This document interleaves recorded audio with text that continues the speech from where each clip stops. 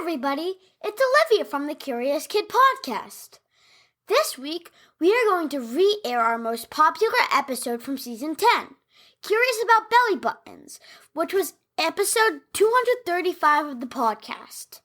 This episode originally aired on April 2nd, 2023.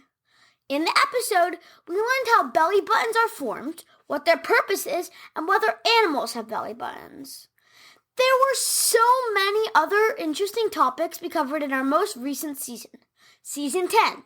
To learn more about axolotls, castles, fossils, penguins, basketball, ants, taste buds, and so much more, check out our Season 10 episodes. Next week will be our last episode of 2023. In the episode, you are going to learn more about me and my brother Noah, the two siblings that will be battling it out starting on Sunday, January 7th, 2024, in the Great Sibling Showdown. It's now time for Season 10, Episode 235, Curious About Belly Buttons.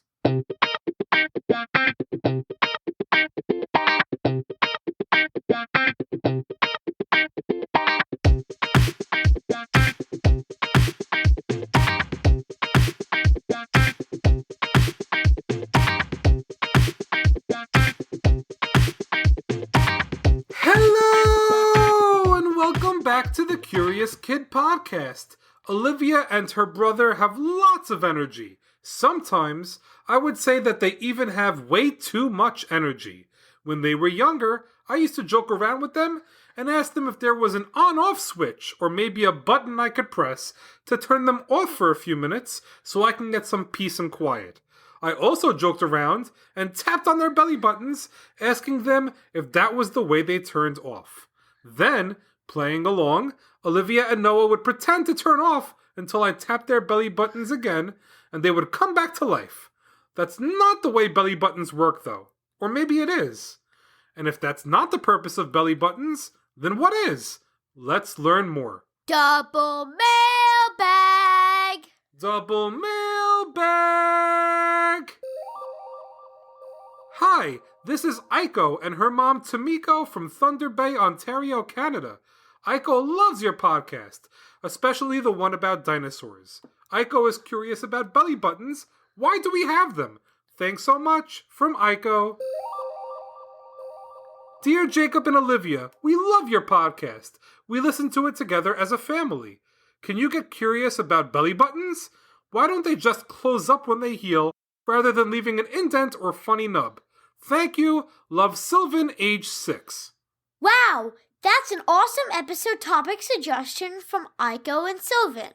Aiko must be a huge fan of the podcast because she's listened to the episode Curious About Dinosaurs, which was episode 16 of the podcast. I was only 5 years old when we released that episode. And a week from today, I'll turn 9 and a half. Right now, you are 493 weeks old, and we've been podcasting for 235 weeks, meaning that by the end of this season, you'll be able to say that you've been podcasting for more than half of your life. That's craziness. Another crazy thing is that I've had the same thought as Aiko. We all have belly buttons, but I'm not quite sure what they are for, if anything. Also, I've wondered what other animals also have belly buttons. It turns out that some animals do have belly buttons, some don't, and some kind of do. The question of the week is, which of the following 5 animals does not have a belly button? Dogs, rabbits, horses, kangaroos, and whales. Only one of those animals does not have a belly button. All of the other 4 do. Can you guess which one doesn't? I'll repeat the list. Dogs, rabbits, horses, kangaroos, and whales. While you're thinking about the answer, let's learn why humans have belly buttons. And if you have omphallophobia, you may want to skip this episode of the podcast. Omphallophobia is the fear of touching or even seeing a belly button. People with this fear can't stand to see or touch any belly button, including their own. For those of you that want to learn more about belly buttons, let's get started. When babies grow inside their mothers, they are unable to eat food or even to breathe air. That's why there is a cord that connects from the baby's belly that carries nutrients from mommy to baby and also carries waste from baby to mommy. That cord is called an umbilical cord. It's a soft and bendable tube, and it helps to keep the baby alive and well as it's growing inside the mommy's belly, which is also called a womb.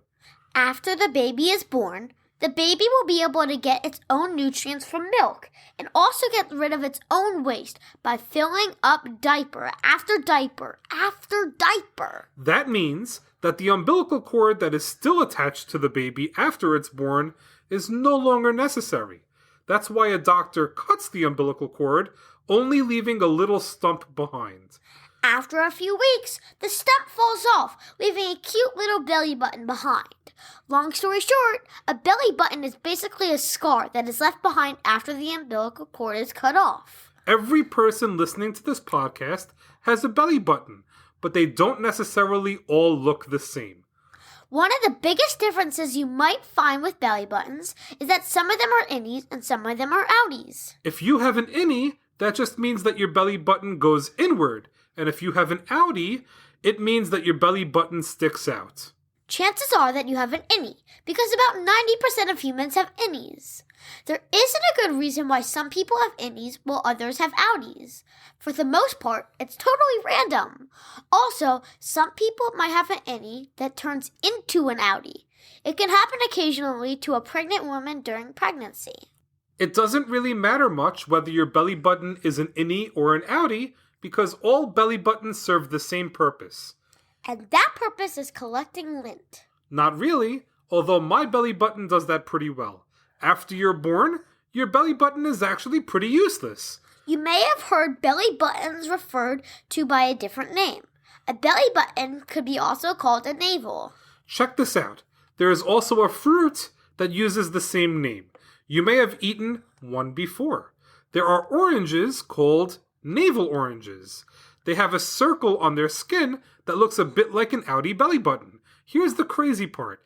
That circle on a navel orange is actually caused by a baby orange growing inside of the fully grown orange.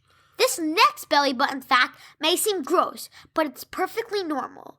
Belly buttons happen to be one of the dirtiest places on our body. 2,400 different species of bacteria can be found in our belly buttons. That's okay though, because the bacteria found in our belly buttons are important for our immune system. All right, Olivia, let's answer the question of the week. Which of the following 5 animals don't have a belly button? Dogs, rabbits, horses, kangaroos, or whales? Kangaroos don't have a belly button. That's because kangaroos are marsupials, so they develop in their mother's pouch, unlike other animals that develop inside their mother's belly. Because of the way that kangaroos develop as babies, they would never need an umbilical cord for survival.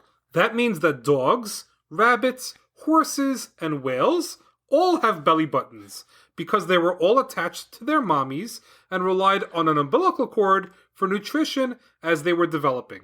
All mammals have a belly button besides the duck-billed platypus, which is an egg-laying mammal. When animals are born, there is no doctor there to cut the umbilical cord. What most of them do is bite off their own umbilical cord, or the mommy does it for them. You're probably wondering how big a whale's belly button would be, because whales are absolutely massive. The blue whale is the largest living animal, weighing up to 400,000 pounds and stretching close to 100 feet long. Well, the belly button of a blue whale is about the same size as a salad plate. That's insane!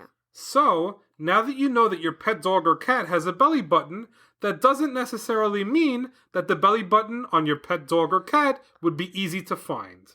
That's because their belly buttons are smaller. They heal better, making them less visible, and they are probably covered in lots of hair and fur. Animals that don't have belly buttons include animals that are hatched from eggs. That means that birds, fish, and reptiles don't have belly buttons. Well, that's a wrap for this week's episode. Thanks so much for listening to this week's podcast, number 235 on belly buttons. Great job, Olivia, and great job, Aiko and Sylvan, for the episode topic suggestion that had all of us umbilicurious. Before we wrap this episode up and put a bow on it, we have some very special people to thank. We want to thank our newest Patreon supporters, Opera Mia R and Amora and Isaac G. We can't thank you enough for helping to support the podcast. We hope you're enjoying all of the extra content you get as a Patreon supporter. Join us next week when we will get curious about honey for listeners in England, New Zealand, and Virginia. As always, thank you so much for listening and getting curious with us.